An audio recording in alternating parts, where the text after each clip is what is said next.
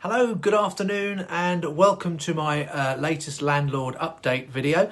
Today's video is in a sort of question and answer format, and it relates to the EICR, which is basically the electrical installation condition report, rules and legislation that was introduced last year, and obviously the last part of that came about on the 1st of April this year. So I'm going to do this in a sort of question and answer style format, and the information has been provided and sourced from the Property Mark website. So let's start. And first and foremost, what are the electrical safety standards? Well, all fixed electrical cables and equipment need to be inspected and tested by a qualified person in accordance with the 18th edition of wiring regulations. This includes appliances that are fixed directly to the electrical supply, such as showers or fitted kitchen appliances.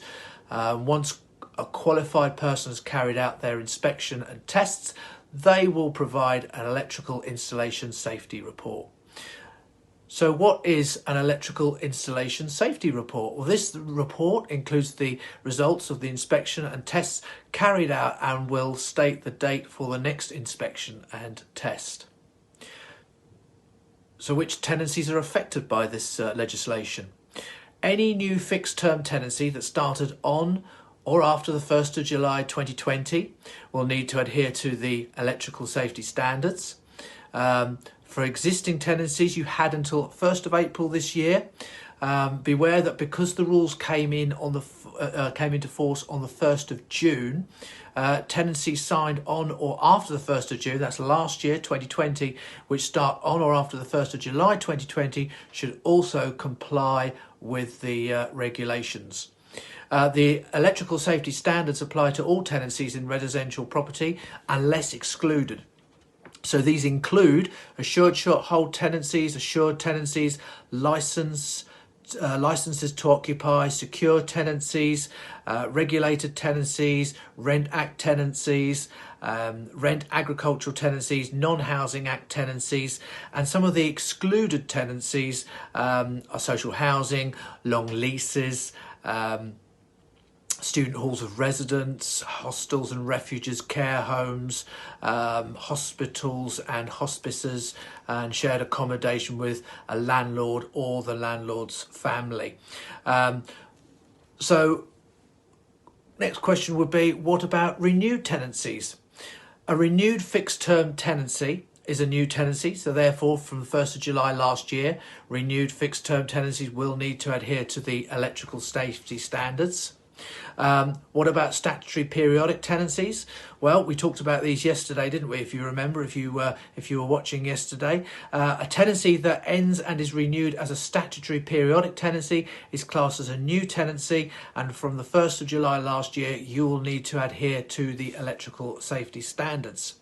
Contractual periodic tenancies, again we discussed this point yesterday. Contractual periodic tenancies that state that a rolling monthly tenancy will commence at the end of the fixed term are considered as the same tenancy. Therefore, you had until the 1st of April this year to adhere to the electrical safety standards.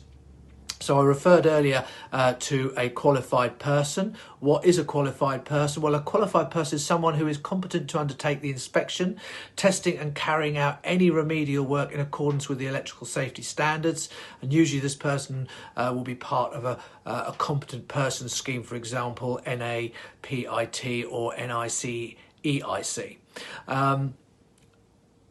Another question would be, what do you need to do once you've had the electrical installation safety report? So once you have the report, you must supply a copy to each existing tenant of the property within 28 days of the inspection and test. Supply a copy of the most recent report to any new tenant before they move in. Supply a copy of the most recent report to any prospective tenant within 28 days of receiving the request. Retain a copy of the report and give it to the qualified person carrying out the next inspection, and supply a copy to a local authority within 7 days if and requested to do so. How long does electrical safety installation safety report last? Well, under the regulations, every fixed electrical installation at the property must be inspected and tested at least every 5 years by a qualified person.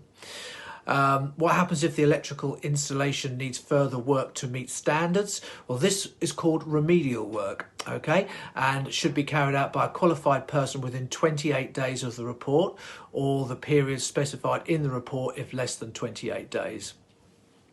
Once completed, you should receive written confirmation from the qualified person that the remedial work has been carried out. This will then need to be sent with a copy of the report to the existing tenant and maybe your local housing authority. Does the electrical installation need to comply with the 18th edition of the wiring regulations? Well, no, not if it's still deemed to be safe. Landlords with existing reports should check these reports and contact the inspector in order to decide whether the electrical installation complies with the electrical safety standards. So the next question is, if your certificate says 10 years, do you still need to renew every 5 years?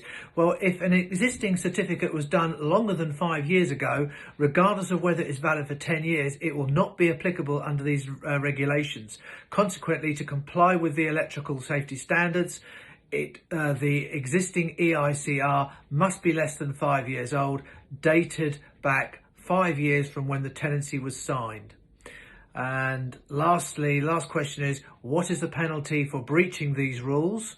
Well, local authorities can issue a fine of up to £30,000 before imposing a financial penalty. The local authority must serve a notice of intent within 6 months from when the landlord is in breach, outlining the amount, reasons and right to appeal.